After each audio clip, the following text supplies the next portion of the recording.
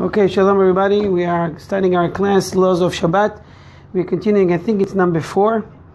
And we'll discuss treatments, rated, regular, which one I can use, if I can weigh a patient, if I can weigh myself on Shabbat, if I can do diet on Shabbat, taking medication, under what circumstances, all these kind of things, with Bezrat Hashem, we will discuss today, I hope. So the question is, I get all the time, if someone can use this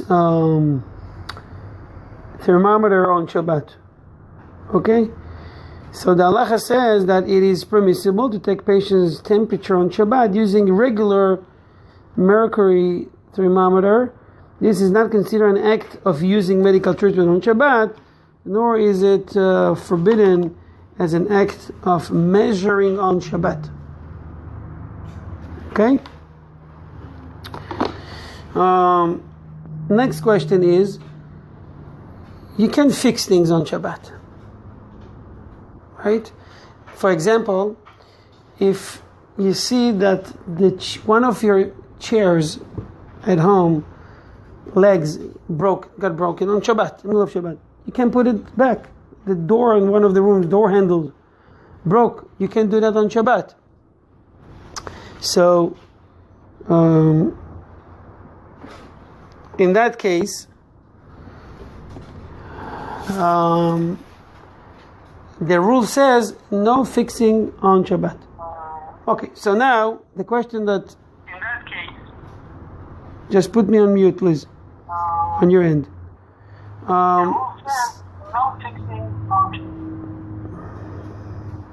So, what did I say? Okay, so now I have this regular mercury thermometer. It's already been used before, so the temperature showed, 100 Fahrenheit. I want to collaborate it to 0 or to the starting point. Is that considered as fixing? Or I have to leave it as is and let the thermometer do its job? If the temperature would drop or go up, depends on the patient. So the halacha says this is not considering as fixing on Shabbat. It is permissible to shake down a thermometer on Shabbat if one plans to use it on Shabbat. It is not necessary to prepare the thermometer before Shabbat, because unlike other things we'll see later on that needs to be fixed and prearranged before Shabbat comes. Even they do that in the hospitals, especially in Israel, when they know the laws of Shabbat. There are many things they prepare before Shabbat begins. It's a routine. Now, the question is, what about using battery-powered thermometer? So, by the way, if you see any questions coming up, let me know. It is forbidden to use a battery-powered thermometer on Shabbat, even if it was turned on before Shabbat began, even for the sake of treating desperately ill patient, as long as one can just efficiently use another thermometer. One may not use an electronic one.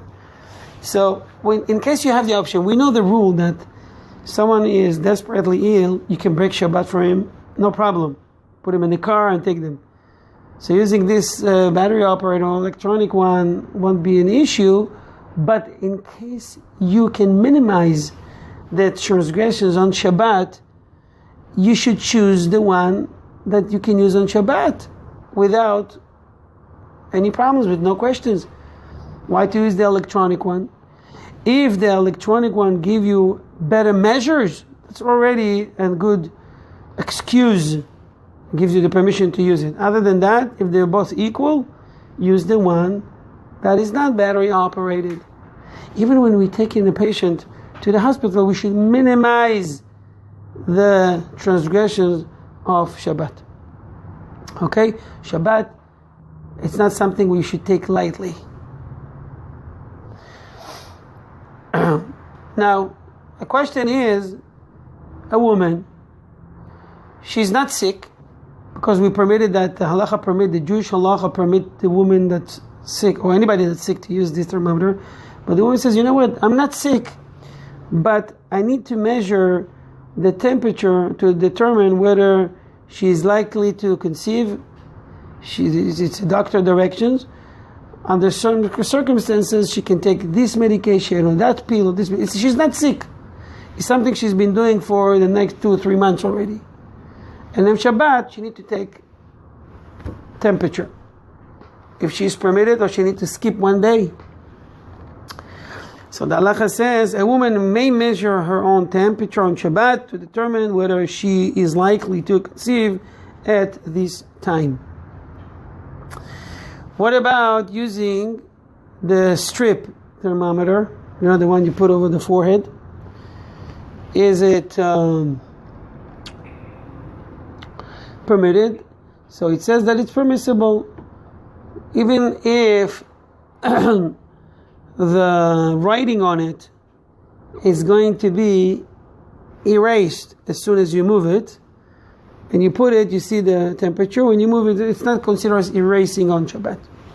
It's not my intention to erase it anyway. Okay? You know that one should not weigh on Shabbat anything. But there is someone that is moderately ill, and the doctor gave him diet. He has to measure food.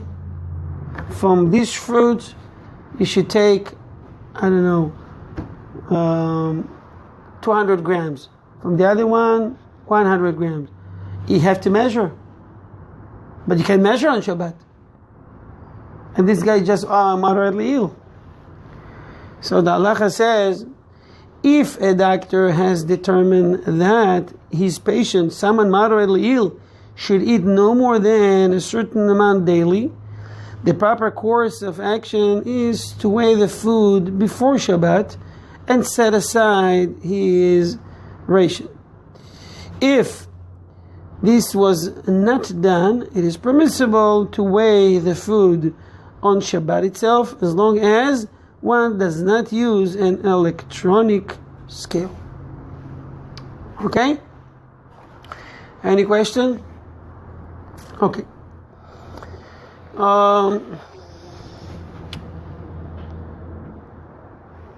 Now we're going to discuss, I don't think we discussed this before, maybe we did, I'm not sure. There is people that suffer from difficult to breathe, especially in the winter time, on cold days.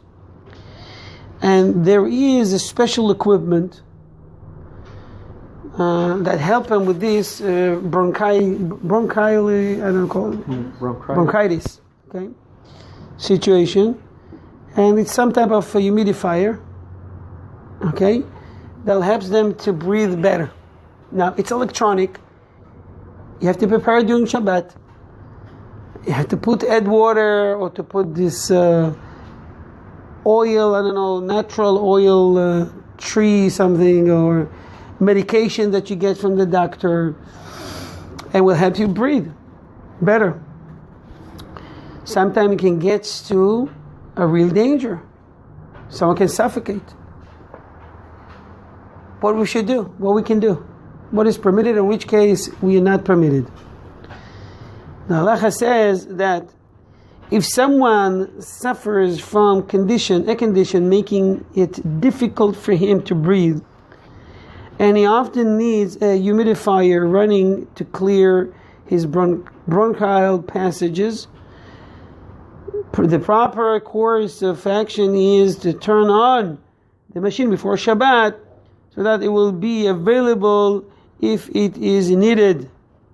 If it is a cool mist humidifier, then even if the water in it is used up, one may refill it through its spot. Okay, spout.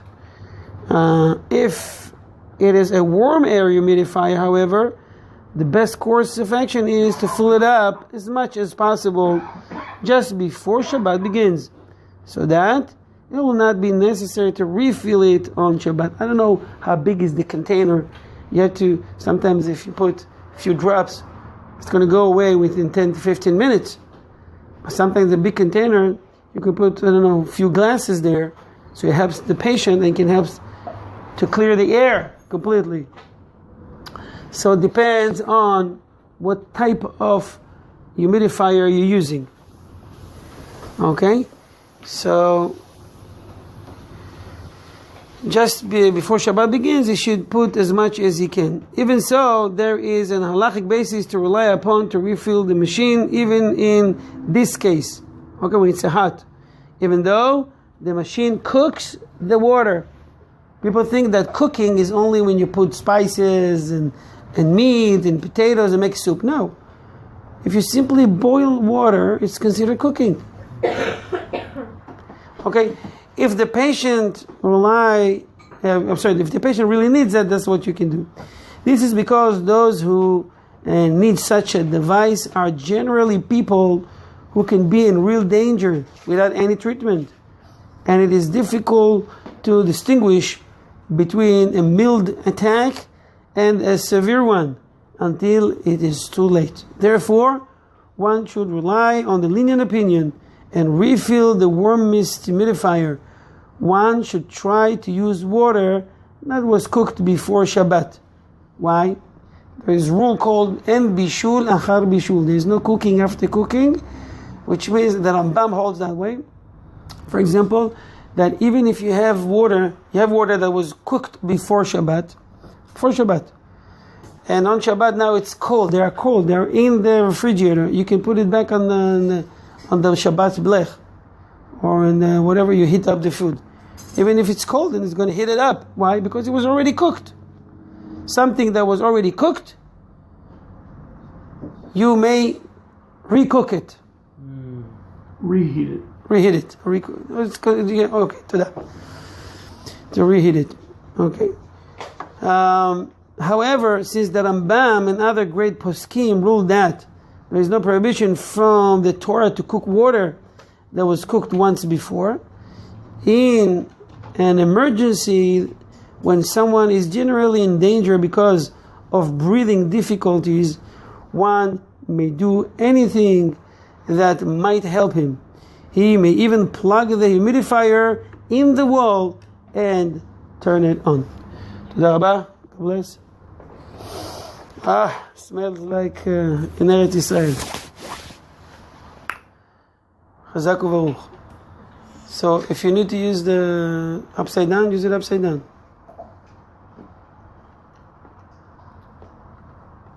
Okay? Any questions?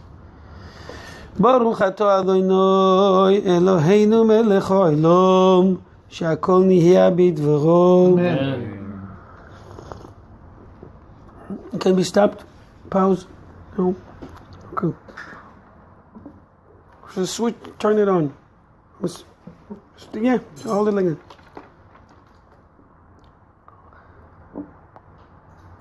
It won't flip around, that's the thing. So hold it that way. Hold it like that. Okay. I'm going to finish this class in a few minutes. Okay. Sorry for the balagan. Okay. Some people think that taking medications on Shabbat, it's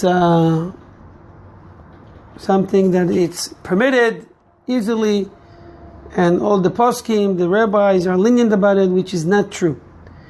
Under some circumstances, the halacha will tell you, if you can hold it, if it's no big deal, wait after Shabbat. So Shabbat is over. Because, you can live without taking Tylenol, for example. The Tylenol would not heal you, won't fix the problem anyway. It's just going to reduce the pain.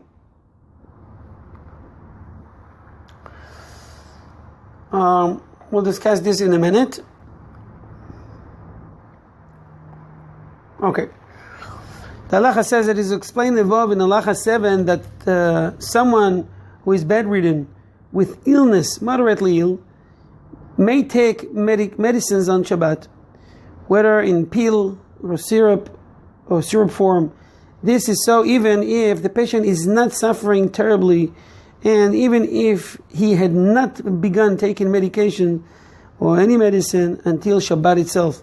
The patient may take his medications with beverages in the morning, even before reciting Shacharit, the morning prayers, since he drinks them in order to swallow his medications and not for his pleasure. So he won't prepare a large coffee, so you take this little pill and drink that. By the way, it's permitted anyway to drink coffee on Shabbat. Nowadays, when we live in a generation that people are not strong like they used to be, it is permitted to drink before the prayers.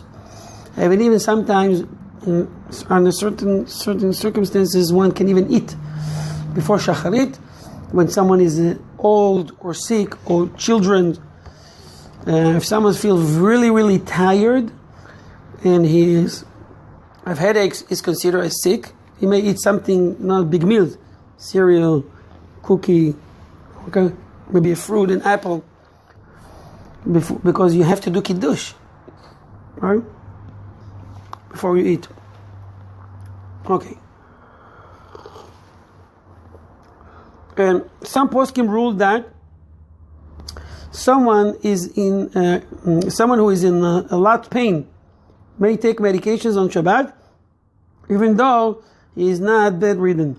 The halacha, however, follow those poskim who rule that it is permitted only to someone who is genuinely ill. We see the halacha in halacha 60 when we get to it, pain pills such as aspirin on Shabbat. You know, people used to take aspirin every day to thin the blood, believing it's good, so you want to have blood clot. For people that have problems with that. Right? It seems to, a rabbi speaks about it. If something you have to take, no questions asked. Okay? It can be life-saving. Okay. Now, we have a case. Someone come to me and said, Rabbi, listen, I know it's not so simple to take medications on Shabbat. So I've decided, nevertheless, I'm not really, he's moderately ill. I'm going to skip the medications on Shabbat. He decided on his own, voluntarily. Nevertheless, the halacha permit him to take. Oh, you want to be tzaddik, righteous, you don't want to take. What the halacha has to say about it? Someone who is moderately ill may not decide to be stringent and refrain from taking medications on Shabbat, since by doing so he subjects himself to unnecessary pain and discomfort on Shabbat, in flagrant violation of the mitzvah of Oneg Shabbat, if to be in pleasure Shabbat. We must do whatever enhances our pleasure on Shabbat and not endorse unnecessary suffering. Yes? Good? Okay. We'll do one more halacha, one or two, and we conclude with that. What's the best to do? Doctors told someone, before you go to the synagogue in the morning, Shabbat, what time tefillah start? Young Israel of Dallas, 8:15 in the morning. Okay, so 7:30, 30 minutes before, 45 minutes before, you should eat something, a meal. And now he's wondering, should I do kiddush or not?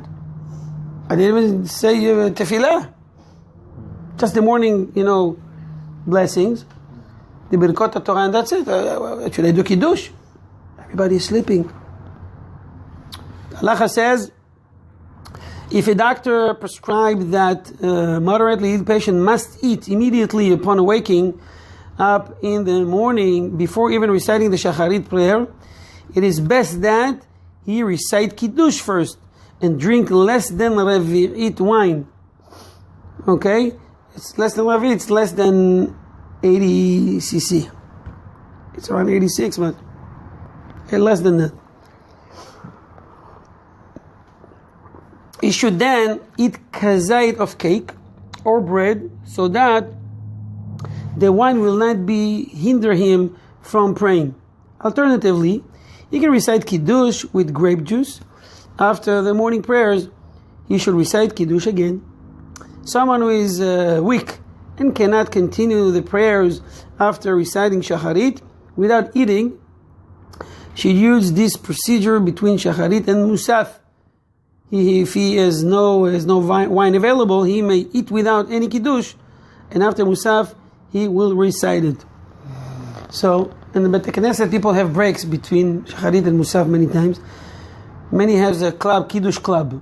Okay, fine, but let's do kiddush. You do kiddush over wine, over whiskey, whatever. But some, they don't even do a kiddush.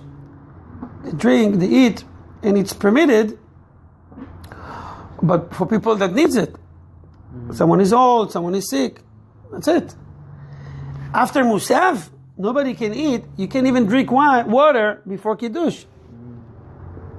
Because immediately upon finishing musaf, you become subject to a kiddush, and you must do a kiddush. So this is why we should not delay and go directly from after davening home and immediately start kiddush. Okay?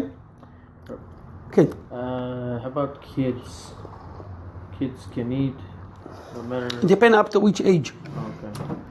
From less than bar mitzvah or bat mitzvah to girls, they may eat, but we try to educate them from the age of 6 and up to refrain from eating. If they really want, give them cereal, no big deal.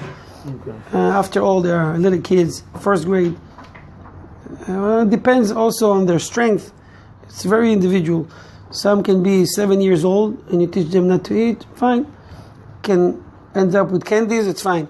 But when they reach the age of 1 year before bar mitzvah or before bat mitzvah, a little bit even earlier, no eating is permitted. I can tell you in my kids, we started 3-4 years before bar mitzvah. Yeah, when they're too young, they must eat. It's too much for them. Right. Other than that, you have to prepare yourself. But this is not for everybody. What do you mean? Somebody is going to converted. It didn't grow up the same way. So you can't push the same rules to them. Well, it depends on the age of the person. That's what I'm telling you. No, it's not. If he's converting in the age of 20, it's not. We don't treat him as someone that is 5 years old. No. If these kids are not raised in this, and you cannot subject them to the same rules as you are. They're not, No, not at all. They should continue as usual until, and every case like that, they should consult with the rabbi. You cannot decide on their own. Right. And learn from that. Oh, that's what the Jews do. That's what I'm going to do. Right. No. Has to consult with the rabbi. Yeah. Let's halacha for today. You know that we cannot erase anything on Shabbat. Can take paper and just ripped off or erase thing. Now I want to take the peel out of this, what do you call it? Wrap? The Seal, whatever. But if I peel it off, it's going to erase the letters. It says Tainalon, and I rip it, it's going to go Taila. The null is here. Can you do that on Shabbat? The halacha says, it is permissible on Shabbat to tear upon the wrapper of a pill, even if one tears the letters printed on the wrapper in the process. This is not a forbidden act of erasing on Shabbat. Even so, one who takes the trouble to tear it only where there is no letters will receive a special blessing from heaven. You see from here that someone is dedicated to, is like a pious, we want to make sure that he's doing extra for the sake of Hashem. For these cases, you're going to get extra blessings. So it's the same as if this past Shabbat we were eating the peanuts. It's the same as that, huh? When you rip the package It said You can read through the letters, but if you be careful not to, it's extra, a special blessing. You don't have to do that. Any questions? First part of the class today. We finish. We continue with Musar on behalf of Ohev Israel Foundation. Toda Rabah. See you later.